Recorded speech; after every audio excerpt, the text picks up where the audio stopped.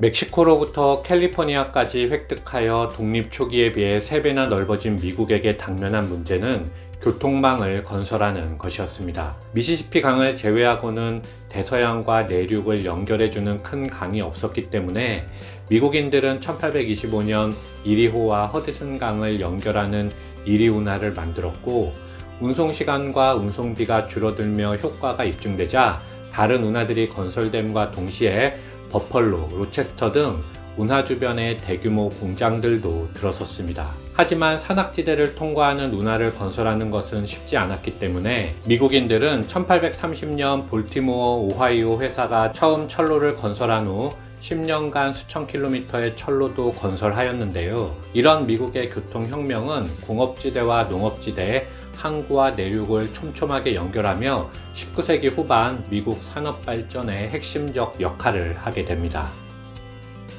뉴잉글랜드 등 북동부 지역은 추웠을 뿐만 아니라 땅도 기름지지 못하였기 때문에 농업에 맞지 않았습니다. 따라서 이 지역 사람들은 오래전부터 상업이나 어업에 종사하였는데, 증기기관이 보급되자 공업의 발전은 뉴잉글랜드 지역뿐만 아니라 디트로이트, 클리블랜드, 버펄로, 시카고 등 북동부 전역으로 확대되었습니다.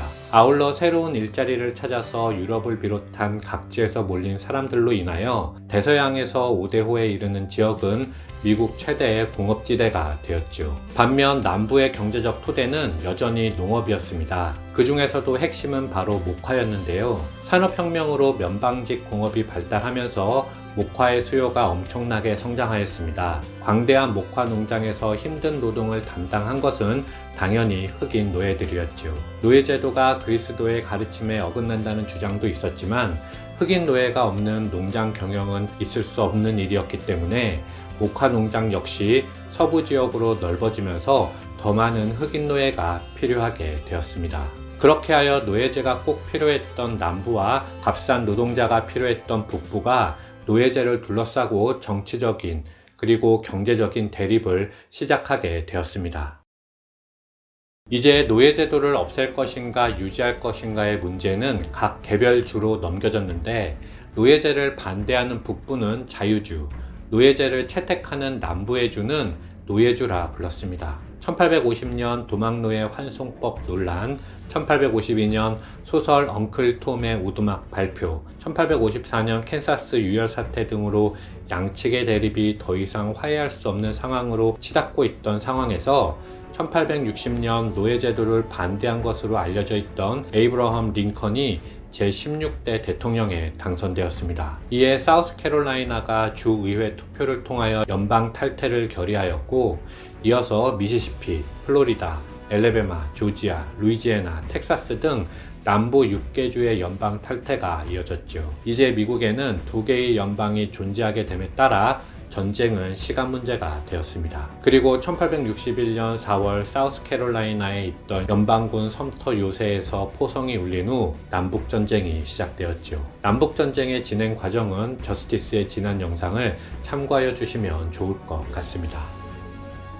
1869년 봄, 대륙 횡단 철도, 즉 센트럴 퍼시픽 철도 회사의 서쪽 철도와 유니언 퍼시픽 철도 회사의 동쪽 철도가 5년간의 공사 끝에 연결되었습니다. 이때 아메리칸 드림을 꿈꾸며 태평양을 건넌 중국인 노동자들이 모여 만든 마을과 시장이 바로 차이나타운의 시작이지요. 그 덕분에 미국인들은 대서양 끝에서 태평양까지 한 달도 넘게 걸리던 것이 10일이면 갈 수 있게 되었습니다. 뒤이어 미국 곳곳에서 거미줄처럼 철도가 놓였고, 사람들과 물건을 실어 나르며 미국은 이제 세계 최고의 공업국가로 성장할 기반을 확립하였습니다.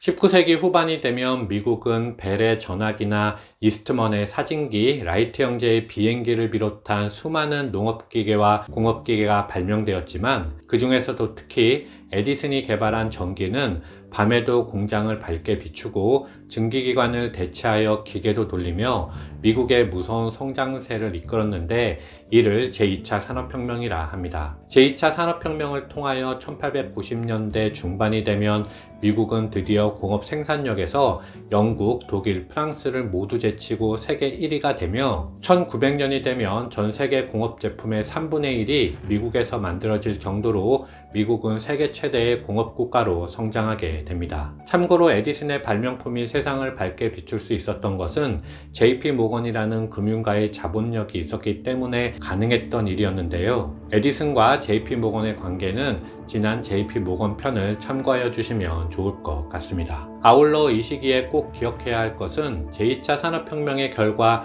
독점 기업들이 형성되기 시작했다는 것입니다. 특히 석유왕 록펠러는 온갖 수단과 방법을 동원하여 미국 석유 시장의 약 95%를 차지하였는데 제철업의 카네기, 자동차의 포드, 금융의 JP 모건 역시 모두 독점을 통하여 엄청난 부를 형성한 자본가들입니다. 록펠러의 미국 석유시장 통합 과정은 지난 록펠러 편을 참고하여 주시기 바랍니다. 참고로 이들이 시장을 독점할 수 있었던 근본적인 이유는 애덤 스미스가 주장한 보이지 않는 손, 즉 자유방임주의 경제가 당시 미국의 주류 경제 이론이었기 때문이었고, 애덤 스미스의 고정 경제학이 1920년대에 대공황으로 이어지자 미국은 수정자본주의를 통하여 공황을 타개하려는 노력을 하게 되죠. 이 부분 역시 대공황 편에 비교적 자세히 소개되어 있으니 궁금하신 분들께서는 참고하여 주시면 좋을 것 같습니다.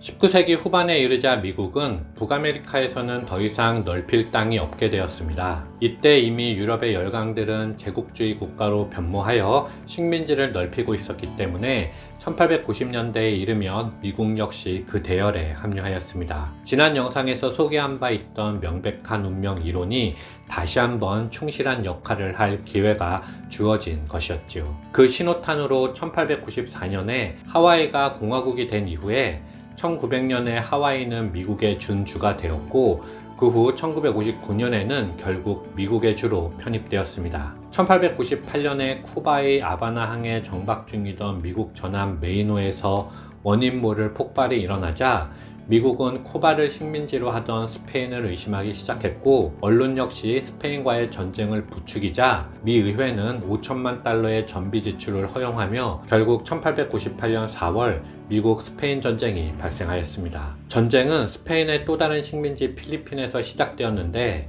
미국은 선전포고 후 마닐라만에서 스페인 함대를 격파했으며 필리핀 독립운동 지도자 아기날도에게 필리핀의 독립을 인정하는 조건을 내걸어 필리핀인들이 미국을 도와 스페인을 상대로 싸우게 하였고, 미국은 승리할 수 있었습니다. 이후 쿠바에서도 스페인 함대를 고립시키고 특공대가 침투하여 승리하였죠. 1898년 파리 조약이 체결되었고, 스페인은 쿠바의 독립을 받아들임과 동시에 푸에르토리코와 괌을 미국에게 넘기며 필리핀은 2천만 달러를 받고 미국에 넘기기로 하였습니다. 이제 쿠바인들과 필리핀인들은 스페인 대신 미국을 상대로 독립을 향한 싸움을 이어가야만 했죠. 참고로 쿠바는 1901년 명목상 독립을 인정받았지만 미국은 언제나 자신의 이익을 위하여 쿠바 문제에 개입할 수 있도록 조치하였고, 1952년 바티스타가 쿠데타를 일으키며 미국의 보호 아래 독재 정권을 이어가다가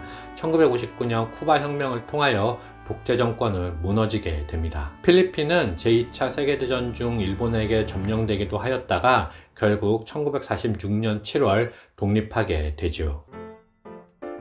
이번 시간에는 남북전쟁으로 통일을 달성한 미국이 전국을 촘촘한 교통망으로 연결하고 제2차 산업혁명을 통하여 제1의 공업생산국가가 된 후 그 힘을 외부로 표출하기 시작하는 19세기 후반 미국 역사에 대해서 알아보았습니다. 다음 시간에는 제1, 2차 세계대전과 이후 미국에 대해서 알아보도록 하겠습니다. 이상 마치겠습니다. 감사합니다.